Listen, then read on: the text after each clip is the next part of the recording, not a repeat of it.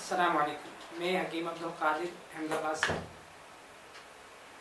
आजकल जो आम एक चीज़ चल रही है डाइजेस्ट के मसले की वजह से, डाइजेस्ट का जो एक मर्ज़ है जिसकी वजह से कब्ज़ जो 100 में से मेरे हिसाब से 45% लोगों को इस मर्ज़ के अंदर मुब्तला है और कब्ज़ के लिए लोग तरह तरह की दवा लेकर एक आदी बन चुके हैं।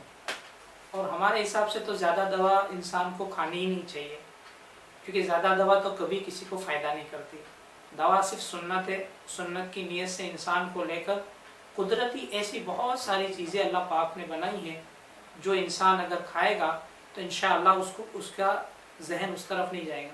और सबसे बड़ी चीज़ जो आम तौर से मैं कहता हूँ कि आदमी अपने दिमाग को किसी तरह के मर्ज़ के बारे में सोचे ही नहीं, अपने आप को हमेशा हेल्दी समझे, मैं अच्छा हूँ बस, मुझे कुछ भी नहीं है।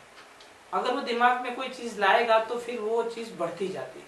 इसके लिए दिमाग से अच्छा रहे और कम से कम कब्ज़ के लिए पूरे दिन में अगर ख़वातीन है तो 12 गिलास पानी पिए और अगर मर्द हजरात है तो कम से कम 16 से 20 गिलास पानी पिए, तो उससे कब्ज़ के जो मसाइल है वो काफ़ी हद तक अच्छे हो जाते हैं।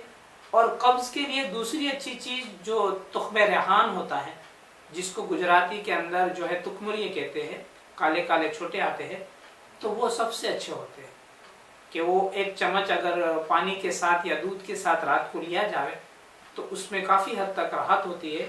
अगर पुराना कब्ज़ है तो सबसे अच्छे अंजीर होते हैं कि 3 अंजीर रात को पानी में भिगा दो, सुबह वो उठ के वो अंजीर भी खा लो और वो पानी भी पी लो, और फिर वही दूसरी 3 अंजीर सुबह को भिगा दो और रात को खा लो, तो उससे पुराना कब्ज़ भी अच्छा हो जाता है।